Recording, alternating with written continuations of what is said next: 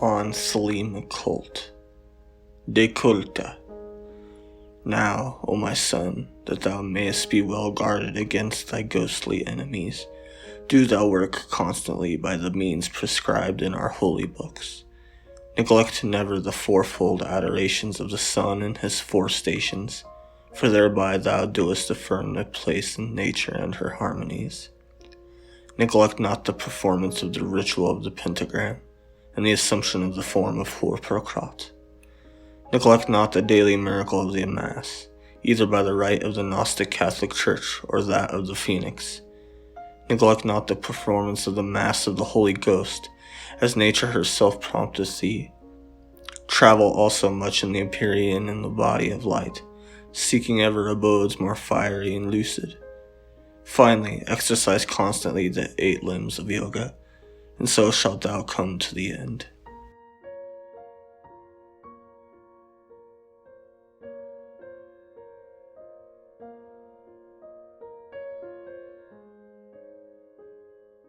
On the key of dreams, de clavica somnororum.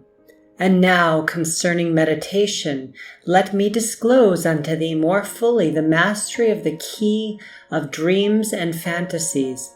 Learn first, that as the thought of the mind standeth before the soul, and hindereth its manifestation in consciousness, so also the gross physical will is the creator of the dreams of common men, and, as in meditation thou dost destroy every thought by mating it with its opposite, so must thou cleanse thyself by a full and perfect satisfaction of that bodily will in the way of chastity and holiness, which has been revealed unto thee in thy initiation.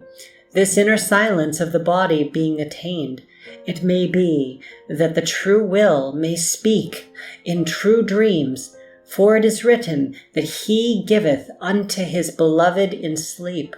Prepare thyself therefore in this way, as a good knight should do.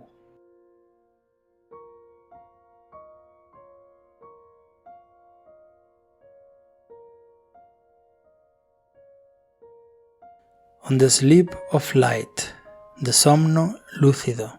Now know this also, that at the end of that secret way lieth a garden, wherein is a rest house prepared for thee.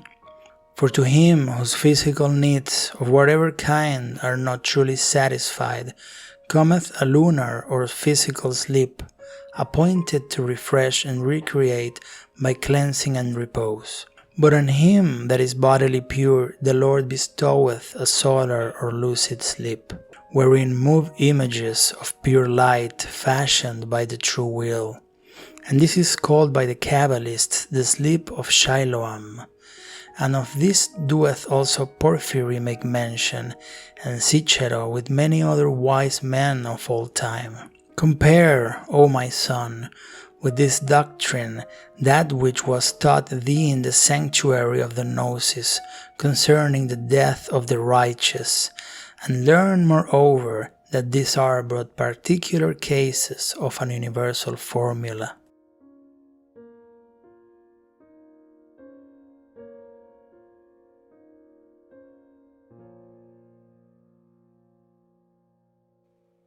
On poisons, de venenis. My son, if thou fast a while, there shall come unto thee a second state of physiological being, in which is a delight passive and equable, without will, a contentment of weakness, with a feeling of lightness and of purity.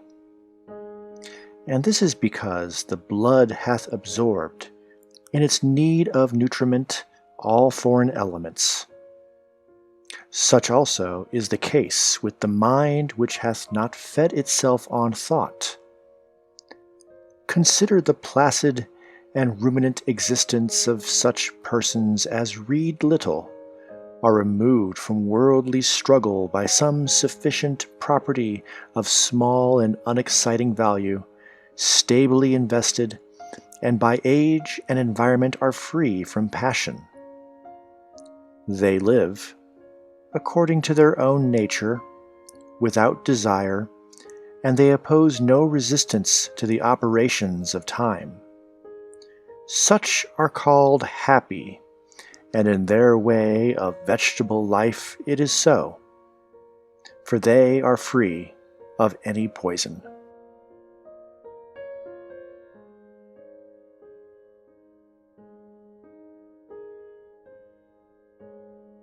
On the motion of life, de motu vitae.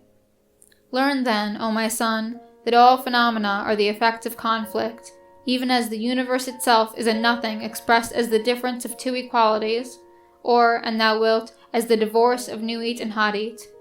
So, therefore, every marriage dissolveth a more material, and createth a less material complex. And this is our way of life, rising ever from ecstasy to ecstasy. So then, all high violence, that is to say, all consciousness, is the spiritual orgasm of a passion between two lower and grosser opposites. Thus, light and heat result from the marriage of hydrogen and oxygen, love from that of man and woman, dhyana or ecstasy from that of the ego and the non-ego.